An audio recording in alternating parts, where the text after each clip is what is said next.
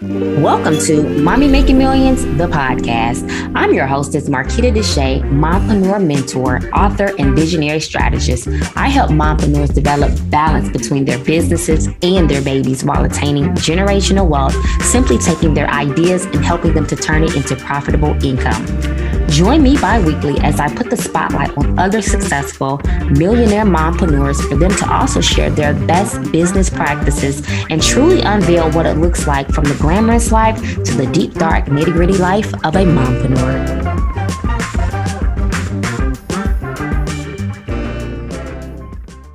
All right, welcome back, Mommy Millionaires, to another episode of Mommy Making Millions, the podcast. I'm super excited for today's episode. I know I always say that about each episode, but that's because every mom that I have the opportunity to connect and to bring on in front of you moms is just truly a blessing because they're taking the time out of their busy work schedules to just come in and just shed some love, like motherhood secrets and some $1 million tips to our community. And I'm forever grateful for that. I want to say thank you in advance to this guest. When I visioned the podcast, I definitely had this guest in mind truly for what this podcast embodies. Today we're going to have Mrs. Monique Rodriguez. You may know her as the queen of hair, as her husband likes to call her, and also the founder of Mielle Organics. She founded Mielle Organics in 2014 after pretty much I'll let you kind of get into just some of the story and the pain that kind of brought on your hair care regimen and how you evolved into what we know now as Mielle Organics. So welcome to our podcast. You have just really an extensive resume that I'll be adding in our show notes for our viewers to listen. But I honestly think, Monique, you need no introduction at all. So welcome to the Mommy Making Millions podcast. I'm so excited to have you here today. Well, thank you. I appreciate it. And that was a very great, warm intro, even though you said I don't need an introduction, which I appreciate that.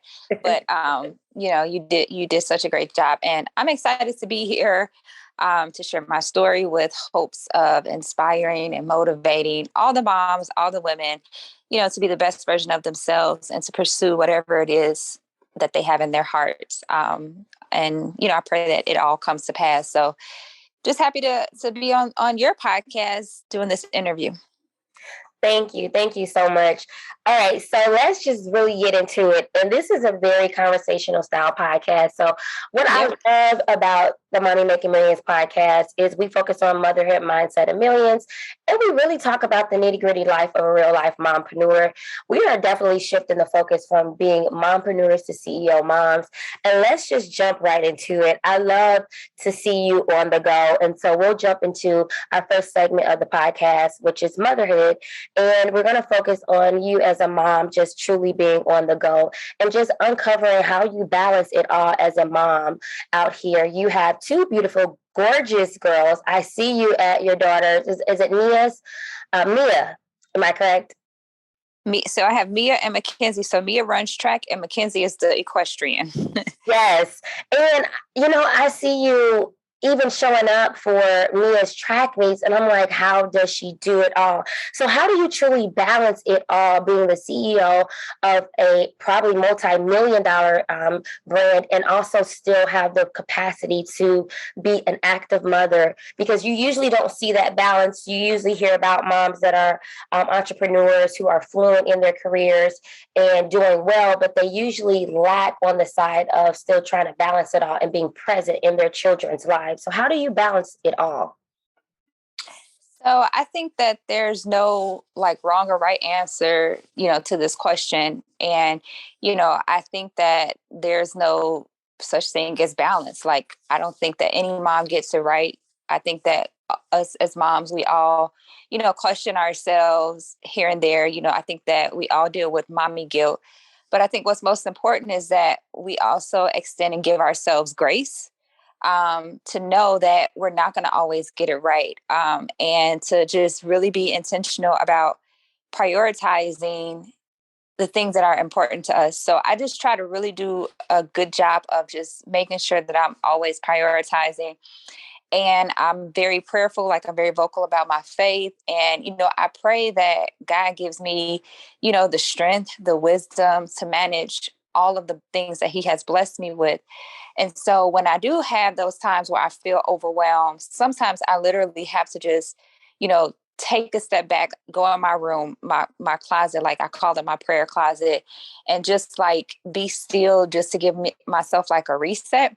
And whatever it is that I may be frustrated with, like just the other day, for instance, it was a lot going on. It was a very busy day. And I was really like just feeling like very like frustrated. And I had to go in my closet and I just have to like, however I'm feeling, like I'll talk to God about it and just release it. And like he tells us to cast all of our burdens, our cares onto him. Like I released it. I released what I was carrying.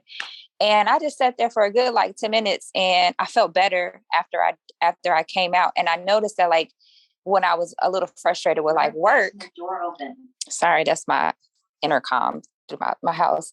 But I noticed that like when I was frustrated, with things that had to do with work, I had took my youngest daughter to the dentist and she was like talking to me, asking me questions. And I was kind of like being real short with my answers with her because I was like also still in work mode and in the zone because it was still like, above, it was not even 3 o'clock yet. So like my head is still like, okay, it's still business time. So I had to like just check myself, like, let me stop and have a conversation with her and like leave work, like whatever's I'm dealing with, whatever the frustration is, like it's always going to be something, when you're running a business that you're pretty much always solving problems, and I'll solve the problem. It'll be fine. It'll be over with tomorrow. And let me just be present and sane and whole for my daughter who's trying to talk to me and ask me questions. So, I think it's really just being like self-aware and like I said, just prioritizing like the things that are important. And when you feel that you get off track, give yourself grace, take a moment, step back, and then regroup and go back to being present with your family and your children. I love it. I like the fact that you talked about a few things that I was going to actually bring up.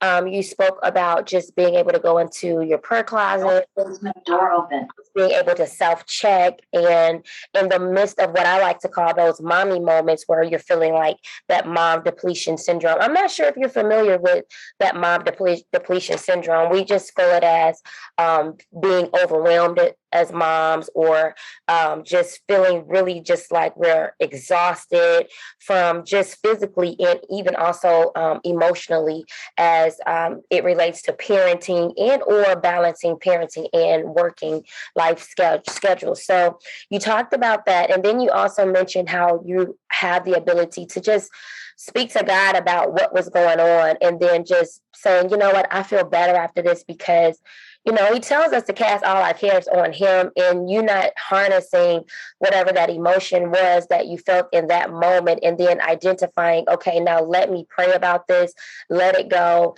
and have a moment, right? A mommy moment to breathe through all of this, and then self-check myself in the process because you recognize I'm being short with Mackenzie in this moment. And I'm guilty of doing that too, where I was really just not present in any of because you got the girls, I have the boys, and I was guilty of that a lot of times where even sometimes we're like at dinner, I have my phone out, I hear them talking, but I'm actively listening. I'm not 100% present. And the ability to say, that emotion from work that had nothing to do with my child, I kind of invoked that into my responses, but this is how I separate it. So I'm glad that you were able to be transparent to even say that's something that you did. And that was something to whereas you had to just kind of mentally say, you know what, wait a minute, let me backtrack and just kind of correct this. So I love that. What are some things that you do to continue to keep that strong bond between, your children and even your husband? Because there's just such a great dynamic there. And I know that cannot be easy working with a spouse, but I know that it also can be. So we have to definitely be careful on the words that we say. So let me backtrack a little bit. But I know for some, they may even think it's impossible. So how do you keep that bond as it relates to, still being present with your children, taking out time for them, and also taking out time for your spouse? Yeah, that's a great question. And, I always like get tickled when people ask me, like, how do you work with your husband? Because, like, I can't work with my husband. Like, we can't work together. And I always think that it's funny because to me, it is easy. Like, I'd rather work with my husband than work with anybody else because, like, I feel like, we know each other so well and our bond is so strong. Do we always get along? Like, no.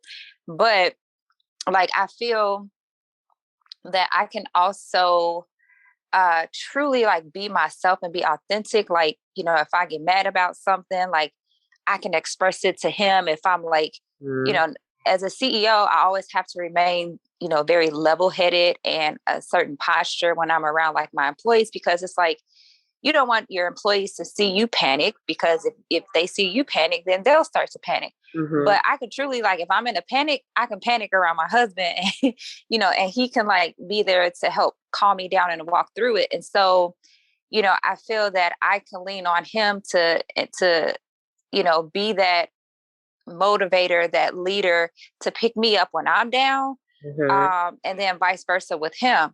But when I'm the CEO of the company, when you're at the top, like you don't really have anybody to like, pick you up when you're down, because everyone's looking at you and you bear a lot of responsibility of carrying the weight.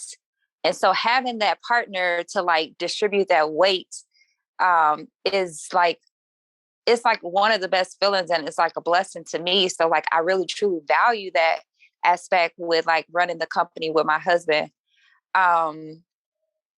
And then, most importantly, we have the same goals, we have the same vision. And that's to leave a legacy, for our children. And because, we believe in that very strongly, like we're doing this for our family, it works for us. And, thirdly, like having that respect of respecting each other's boundaries, respecting each other's gifts and talents. Like he understands that he cannot do product development and he doesn't understand hair care and, products. He has a little bit more understanding now. Obviously he's been doing it, but, he knows that that's not his lane of expertise. So he's not going to try to hover into my lane and do something that he knows that's not for him. And vice versa. I know some of the things that he's strong in that I may be weak in, and I'm not going to try to come into his lane. So it's really just having that line of respect for each other and respecting each other's roles in the company is how it works well. And outside of the company, on the personal side, not forgetting that, we are still at the end of the day, husband and wife. We still have to do things husbands and wives do. Like, we still have to date each other. We still have to be intimate with each other, like never forgetting the secret sauce of, what made us get married. And, making sure that we prioritize like being together, going out of town together.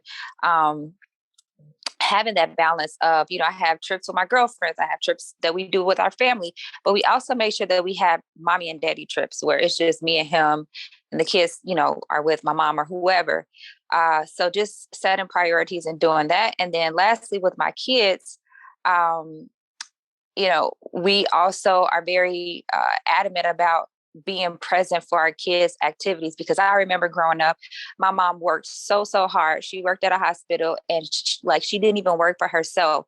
She had to work every weekend. She could not go to any of my activities as a child growing up.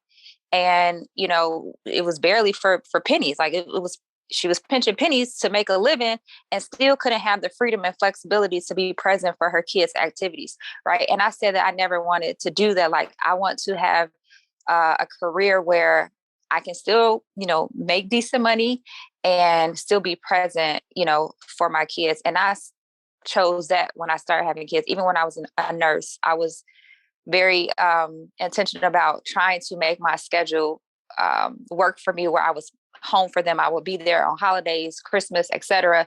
I didn't always get it how I wanted to, but I really, really tried hard. And so, we just make sure that we try to be there as much as we can and not miss those moments and milestones with our kids.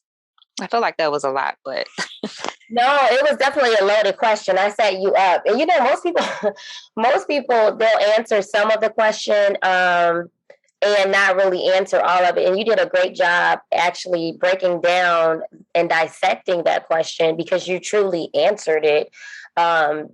well, to be honest, but I think it was like the perfect answer.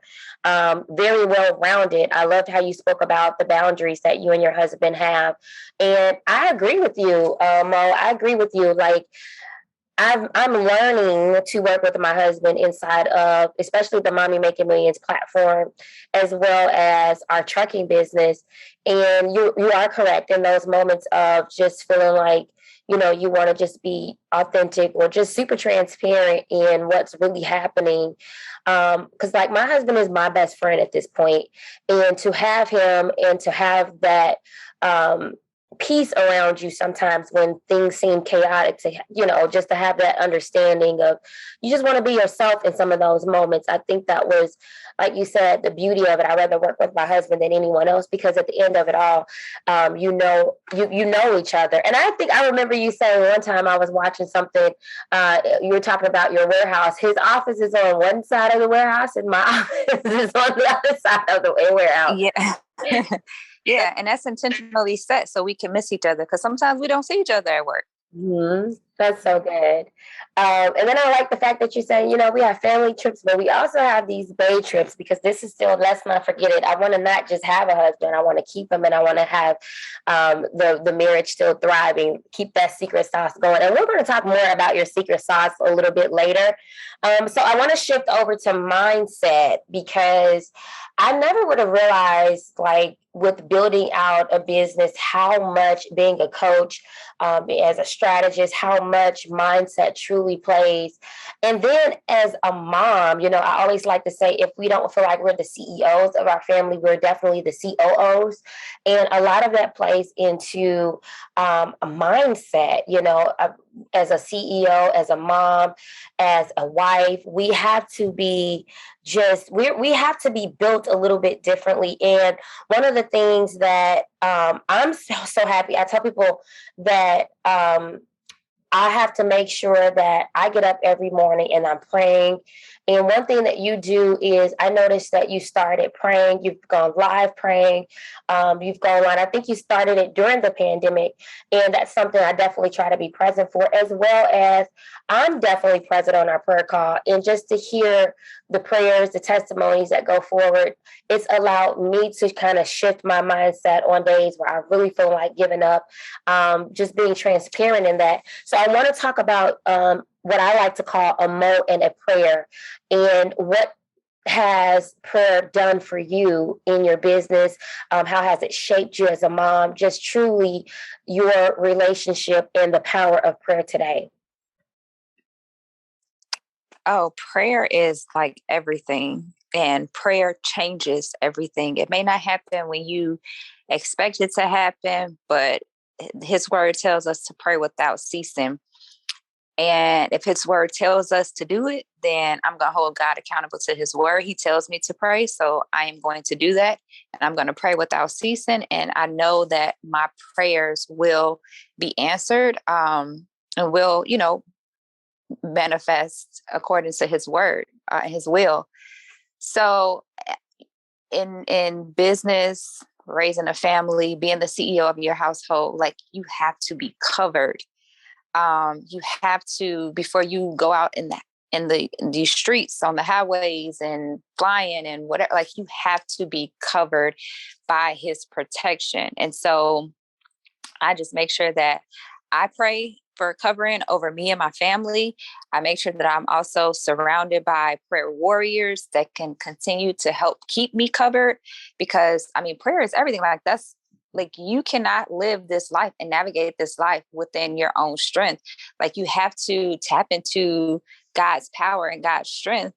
And I think the word actually this morning was, it talked about like bearing fruit, and it says, if we abide in him, as the branch cannot bear fruit itself, except abide in the vine, so neither can we. So it's basically saying, like, we cannot bear good fruit if we don't abide in him. He's a branch, just like a fruit can't bear fruit if it's not connected to the branch. And so God is the branch, Jesus is the branch. And if you want to continue to bear good fruit, and be plentiful and have fruit in abundance, then you must abide in him, because he tells us that. So, I don't want to try to figure out this life on my own. I want to continue to lean on God and his strength to help me navigate and get through this life. Because as I mentioned earlier, when you are running a company, it takes it takes a toll on you. It's a lot of stresses, a lot of sometimes your days can be like just putting out fires. So it comes with a huge territory, and the bigger your company is, it's a lot of responsibility. And, for me to stay graceful and to stay calm and to stay, sane, I have to stay connected to the branch. Mm-hmm. And that's, the Jesus Christ. So it's everything. Mm-hmm. Meditation on his word is the foundation for success. And when you said that it helps to keep you sane, it's almost like when you answered that question earlier about just kind of going into your prayer closet and realigning the focus back to, God's promise, or just praying about whatever the situation is. And then what I love about prayer, Monique, I'm just really learning, I've always had a prayer relationship, right? My grandmother taught me how to pray, but I'm learning as a CEO, especially with the platform that I have now, I'm just really learning to invite God into this space, because it's his, first of all, it's his platform. And I'm just, I never thought this was a ministry, right? What we're doing. But the fact that you said, I just kind of take it back to him, and it allows me to stay sane. And I think sometimes we don't realize that when we try to do it on our own, this is where depression sets in. This is where self-limiting belief sets in, doubt.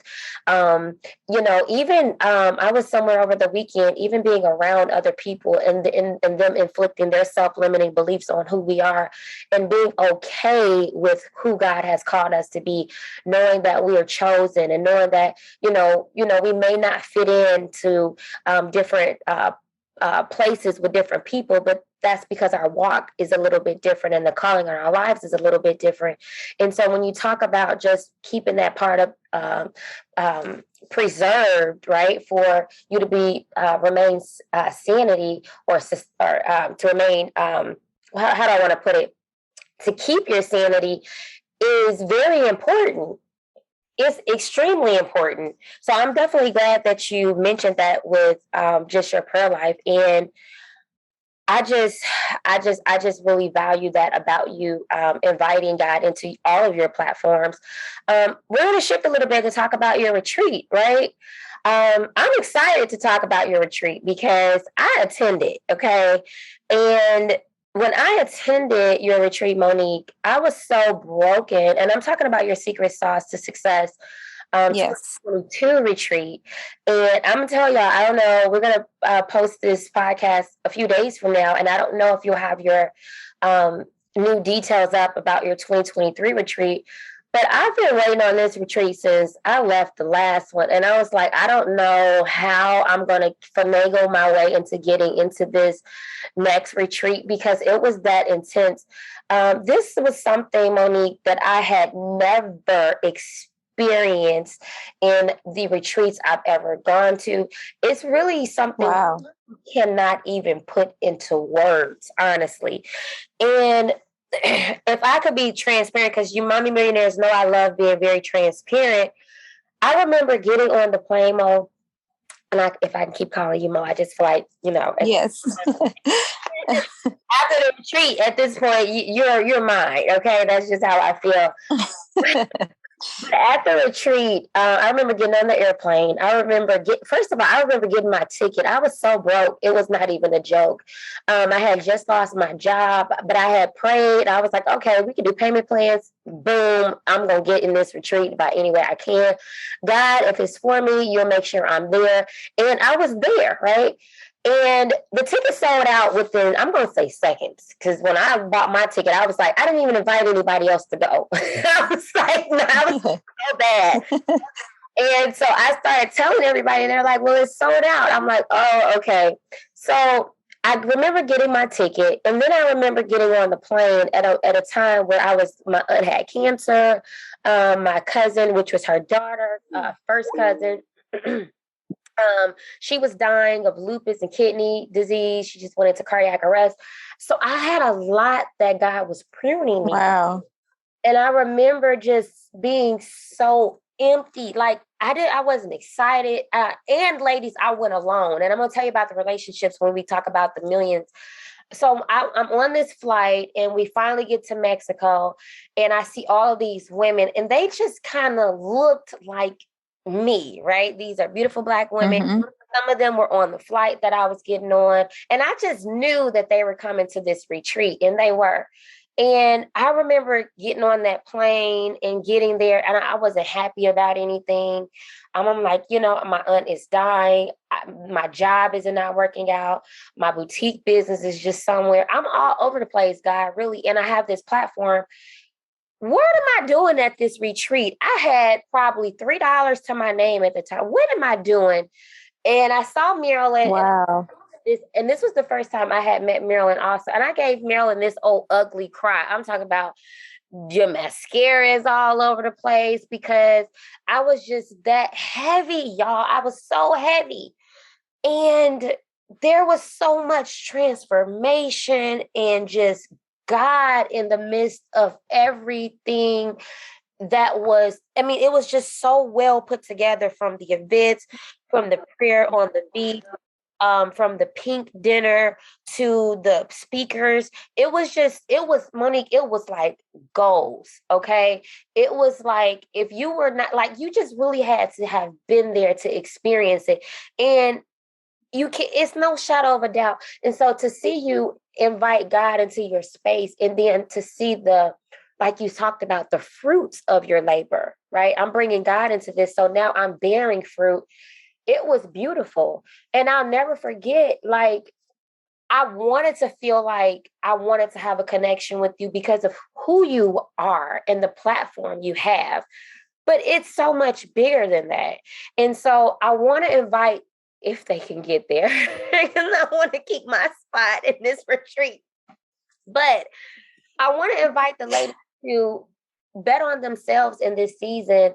And even if you don't have the money, even if you don't have the funds, pray about it. Allow God to make sure that, our source is Him. And I always say, God is doing math that my bank account really doesn't understand right now, because I prayed. I remember writing in my journal, I don't know how I'm going to get the rest of this money for this retreat, and it came to pass. And so I just need to know, like, what was the original vision for this retreat? Because to actually see it manifest and to see it, it's just like, I just know God is just definitely pleased with you, because I think that you saved my life in that moment. Oh, wow. Oh, you gave me goosebumps. Wow.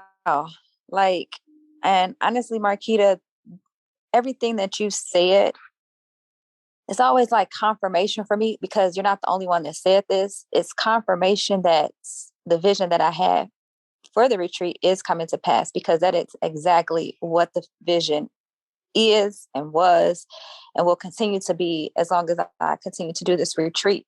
And I wanted to start this retreat because, I get thousands of DMs of people that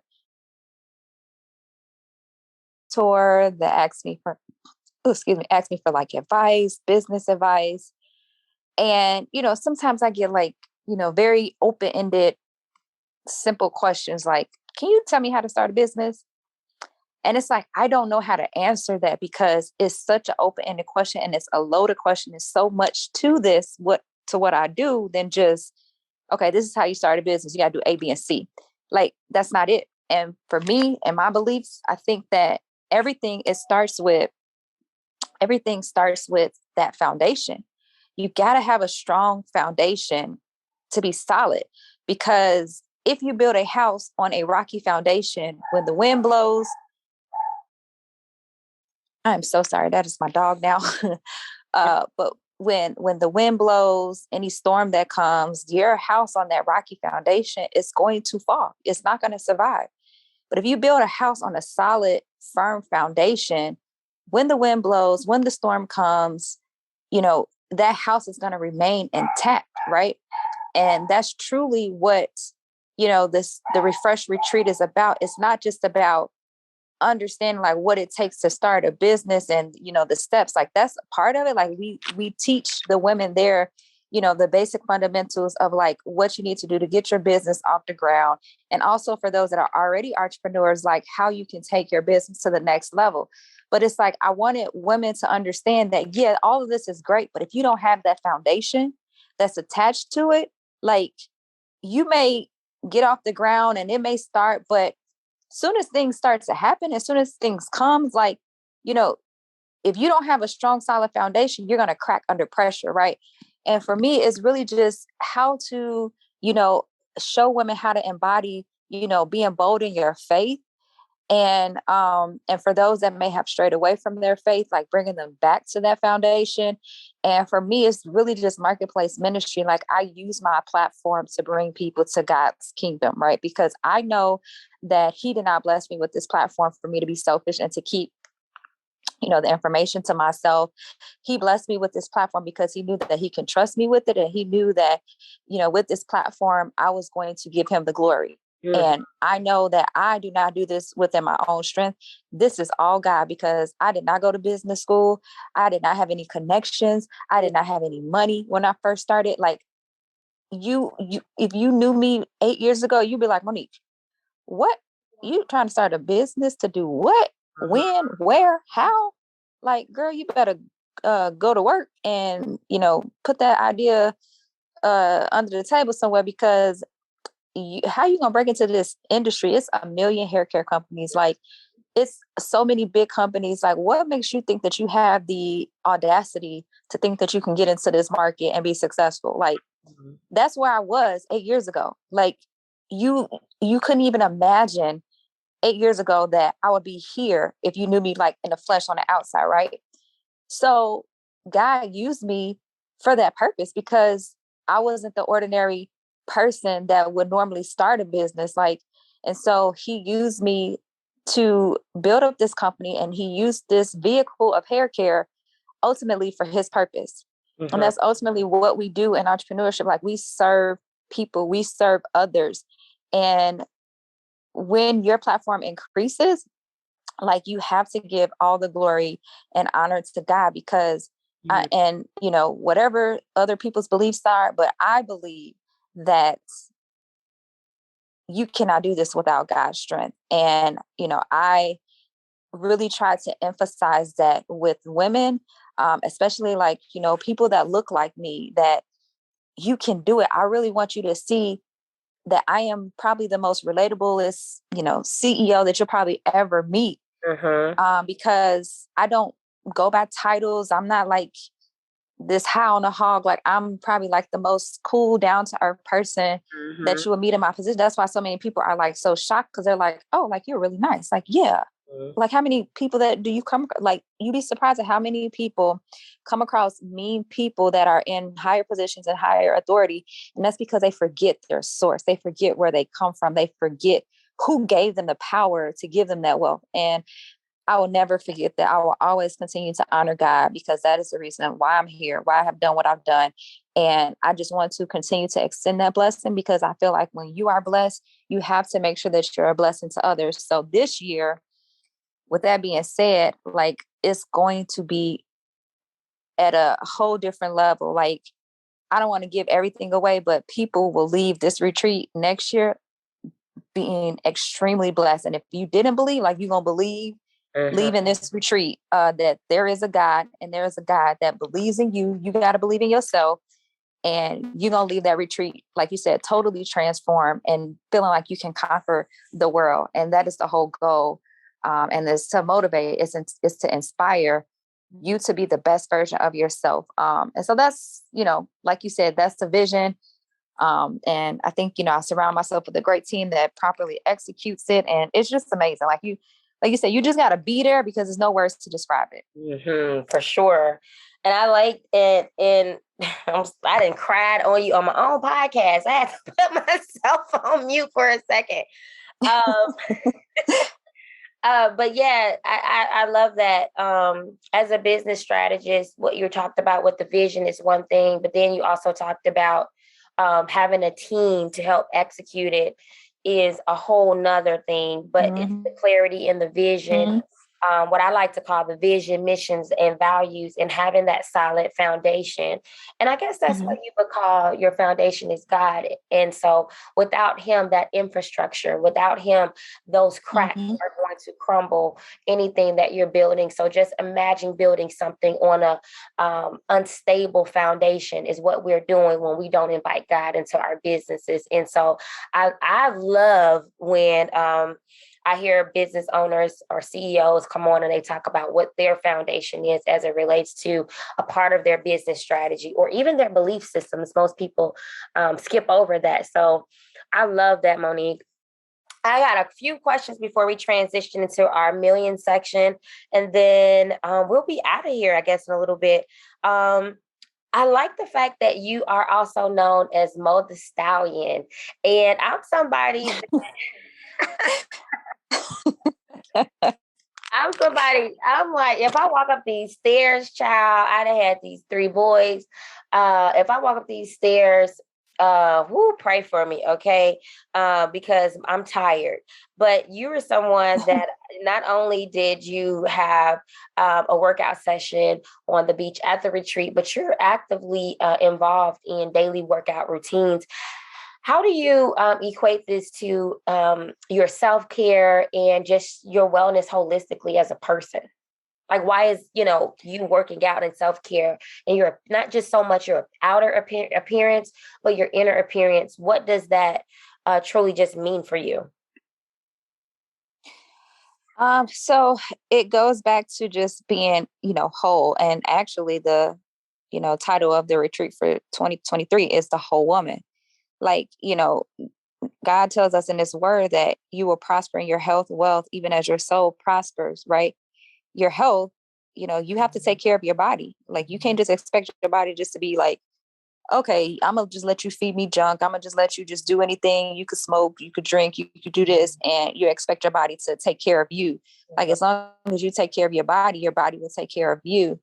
And the funny thing is, so I was very active, like, as a teenager in my early 20s, like, cause I was into sports, I was a cheerleader, track. And I did all of these activities, like, cause I wanted to do it, cause I wanted to stay active. And once I started having kids, like, and this is what a lot of moms do, like, your whole life revolves around your kids. And, you just kind of put a lot of things to the wayside. Like, I didn't work out because, I didn't make the time. I won't say I didn't have time. I didn't make the time. I put my daughter in gymnastics when she was like 18 months. So I was just always running around with the kids and making sure that they were active and they had activities. And then you kind of like neglect yourself. And again, it goes back to self-awareness, self-reflection. Granted, it took me this long to realize that, because I would pick up working out and I would just put it down. And then also, not having the right accountability partner, not having the right trainer. Like, I know myself, if I don't have that person that's pushing me, I'm not going to give it my all. Right. Mm-hmm. And so I, have different trainers in the past, and they just was not a good fit for me. And so, I would get discouraged and just kind of stop it and just get back into my routine of, not working out and just being busy. And so when obviously COVID hit, you got a lot of time to just like sit still and not do anything, right? So it's like you either can take that time and be idle, or you can take that time and do something, create a new habit that's going to add value to your life. And so we had been working with my trainer, who's my trainer now, Gina, on like little projects here and there on the Mielle side. And I said, you know what, I'm going to just try to reach out to her and just, she seems like a good trainer. She seems very personable. I'm going to just reach out to her to see like if I can get back into the routine of like working out. Like, I really need to focus on my health and wellness because I'm going to be around for a long time. And, I want to make sure that when I am 80, that I can still drop it like it's hot. And because yes, when I'm 80, I am still going to do that. Okay. Like I envision myself being at my great grandkids' wedding, and they're gonna be like, "Oh, that's my great grandma. She over there. Ooh, she still got mega knees." Yes, that will be me. Me too. And Let me get mine in there. yes, and so in order for me to have those type of knees when I'm 80, I got to make sure I'm taking care of my body now. And so I decided to go on my fitness journey with Gina, who's my trainer. I started that during the pandemic, 2020. And I've been very consistent. Like I work out 3 to 4 times a week, every week. And I've been doing that for the past 2 years, nonstop, because it's like, once I started, I got into the habit. It takes you like 60 days to develop a new habit. Right. Mm-hmm. And even though I may complain, I may be sore, I may complain while I'm doing the exercise, but I feel so much better after I do it. Like those endorphins are like, they really are like a thing. Like you really feel good afterwards. And so now if I don't work out, like if I'm maybe traveling or busy one week and I'm not able to get in like 3 to 4 days, I may be able to do 2. Like I feel like bad, or I feel off. Like I'm like, man, I gotta work out. I gotta do something. And, that's the feeling. Like I like that feeling now. So, it's a total wellness package for me. And then if you stress, it also helps relieve some of that stress. It gets the heart pumping, heart circulation. And it also like gives me enough energy to tackle the day ahead of me. So great things come from working out. I love it. So I love Gina too. What I really love about Gina is Gina is very flexible. You have no excuse to get your butt to her gym or just whatever. So, today is the marks the last 100 days within 2022. And right now I'm reading Believing Bigger, 100 Days to Believing Bigger, with some of the women inside of the Mommy Making Millions community. And today I've also said, you know what, I'm going to just holistically, and that's just really, see how stuff just be spot on. When you talked about the 2023 retreat is focused on the whole woman, the holistic woman, because that's something that I've actually said, even though we're in 2022 now, being very intentional about these next 100 days and allowing it to catapult us into 2023, because it's not how we plan for things in 2023. It's the seed and the root and the things that we're putting in the ground now that's going to determine what's going to actually manifest in 2023. So this is why this today is so it's just so purposeful. Even this podcast is just very purposeful. And so I appreciate you for even talking about holistically what that working out does for you.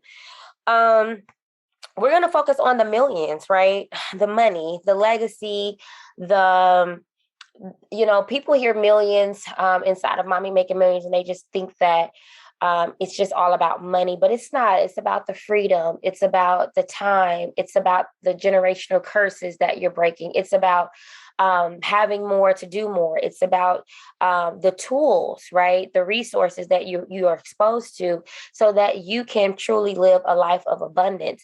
And I want to talk about just that startup phase with you, with your hair care company, Mielle Organics, and how you actually came over some of the speed bumps, right? Because they weren't actually roadblocks. They were just speed bumps slowing you down to the success. Or what were some of those early on startup speed bumps that you experienced as a CEO, and how were you able to overcome them?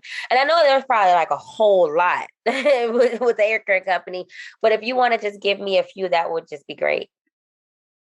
Yeah, no, there's definitely like a lot.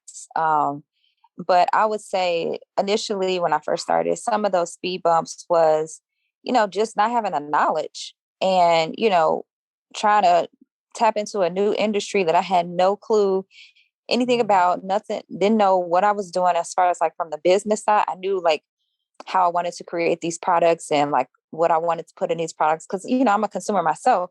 So, but it's like the logistically, like, how do you put this together? Like what is step 1, step 2, step 3? Like I didn't know that. So I had to like figure out a lot of things on my own, ask a lot of questions, did a lot of Google research, went to a lot of different like networking events and just started like meeting people and just getting out there and like networking because, people underestimate the power of networking and your next is in your network, right? So you got to get out there and meet people and talk to people. So that was one of the ways that I overcome some of like those learning hurdles and learning obstacles, because I look at an obstacle and a challenge as an opportunity to just, you know, learn and do something creative and better, right? And so Mm-hmm. I had to just be very bold and not be afraid and not doubt myself, and knew that I was going to fail. And you also have to give yourself permission to fail and know that it's okay. And it's like what you do with that failure, you learn from it. You don't let that failure, like, you know, knock you out of the park and you don't ever try again. Like failure just means that you're trying and you just found different ways and opportunities that just didn't work out. And now you got to figure out a way to make it work. So just having that learning curve in the beginning was a challenge. And I always say like entrepreneurs are, we get on the job training. We don't have a resume to do what we do, but if somebody interviewed us to be the CEO of a company, like you probably wouldn't get it because on paper, you don't have the qualifications. Ooh, that's good. Entrepreneurship is like you literally get hired, you hire yourself and you're learning on the job as you're going. And that's really what, I did. And so it's nothing that you can't overcome. You just got to like be good at surrounding yourself with people that are smarter than you in certain areas that you're not. And then I would say another challenge, it would be, funding. I also didn't have a lot of money. I financed my business with my nursing paychecks, which was not a lot of money. We were already paychecks surviving. And, we didn't have like that rich friend or rich neighbor that we can go and ask for money. Like we had to like truly focus on bootstrapping the company. And when you're bootstrapping, you got to start very, very small, start with one product.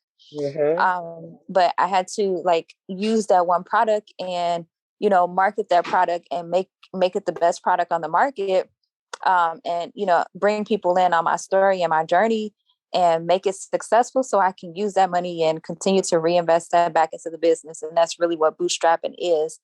Until you're able to get to a point of like scalability where you can like go to the banks and ask for money. But it was, I had to just, basically like modify my strategy to fit my reality, utilize my resources and what I had at that time to get me to where I needed to be. Oh, this is good, Mo. This is really good. You said a whole lot in that last question, and I don't even know if the women caught that. Rewind once this podcast is live and just listen to that answer, because that was just brilliant. Not doing too many things, starting with one product and then bootstrapping. And then you even talked about collaboration and just the network and the net worth in your network. And that's one of the things that I've also realized with building a business. And I like to even think that even though we're calling this podcast $1 Million Communities, that was something that I did build through your retreat. I have a lot of ladies that I'm close friends with today because of that. And we've built great relationships, great collaboration, but most of all, communities build businesses, right? And collaboration is currency. So how did what you like to call your mavens, why do you feel like they're so critical to your success or the Mielle organic success? Like, why do you feel like that your community is so important? I mean, community is everything. Like community is the foundation. It's what the brand is rooted in. Like we're rooted in culture. We're rooted in community.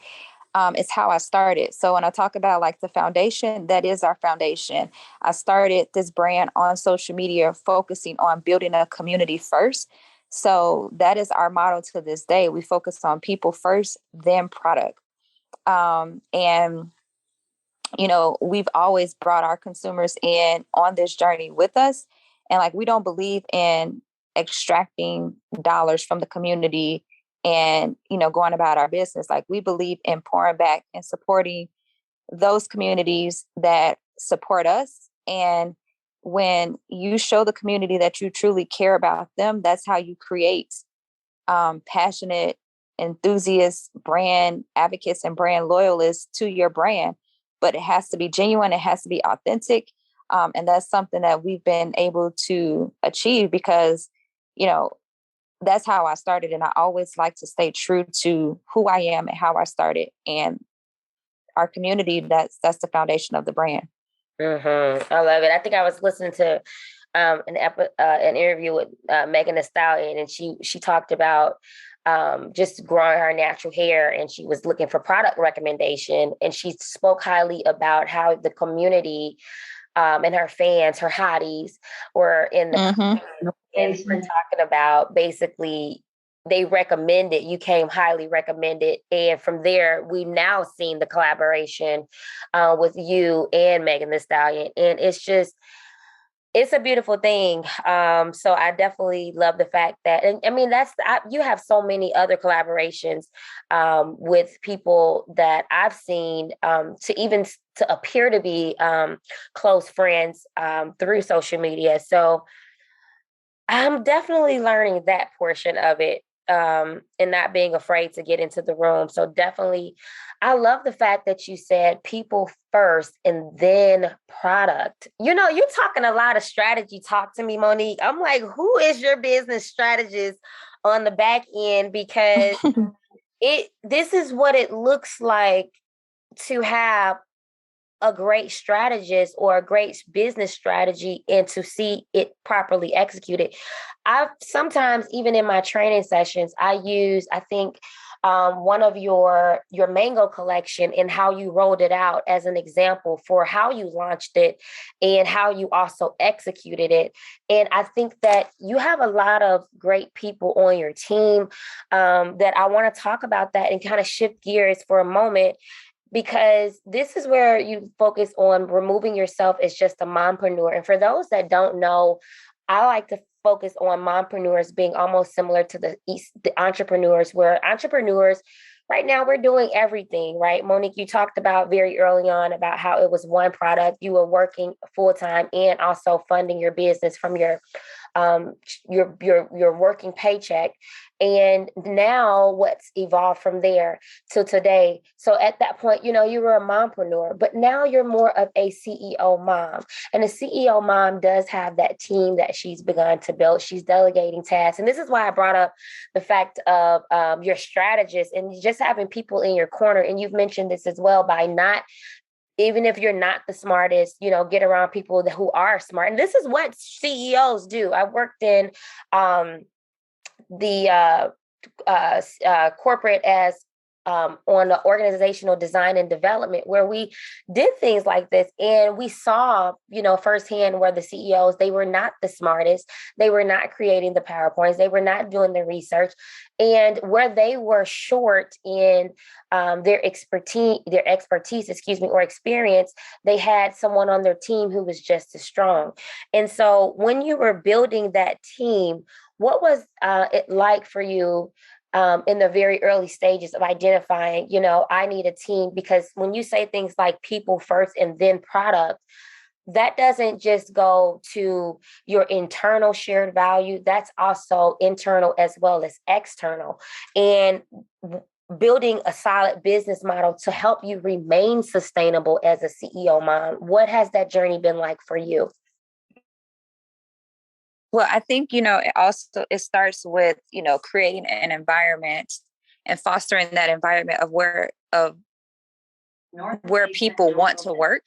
And so, we're very intentional about creating a good work environment so people want to be a part of Mielle, and also fostering an environment where people feel like their opinion and their thoughts are valued at an organization. Like, I don't feel that the vision of Mielle just comes from, my two eyes. I feel like it's a collaborative approach. It's a team effort.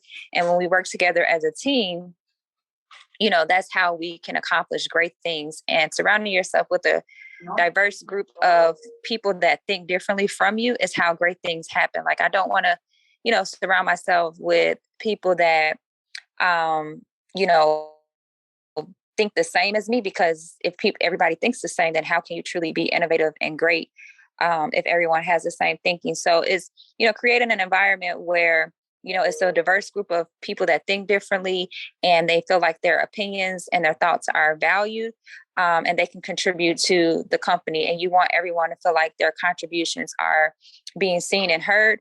And that's truly what like finding great people is about. Like, they want to work at places. When you want the cream of the crop, you got to also have an environment where they want to work at. And sometimes you're not going to get it right. Sometimes you'll get it wrong, but you really just got to keep pushing. And you learn from the people that you get it wrong with. You learn what not to hire. And, I think that, once you find those good people, you want to do what you can to keep those people there. Amazing. Thank you so much, Monique. I know you do have to go ahead and go. And this definitely wraps up our episode of our $1 Million Communities. And that's what it's all about. I'm going to drop the information for I think September 30th is when you guys are releasing. And I want to make sure that they have the opportunity to just contact you, reach you through social media. Exquisite Mo is where you can find us. Success Sauce Retreat, as well as shop online at MielleOrganics.com. Any final words or anything that you want to leave the Mommy Millionaires with today? No, I think, thank you again for having me. And like I said, the Secret Sauce Retreat registration will be opening September 30th. So, if people need to turn their notifications on, if that's still a thing, and be ready, because it will sell out fast. And I hope to see you there and everyone else there who can get tickets, because it's going to be an amazing experience. Awesome. Thank you so much.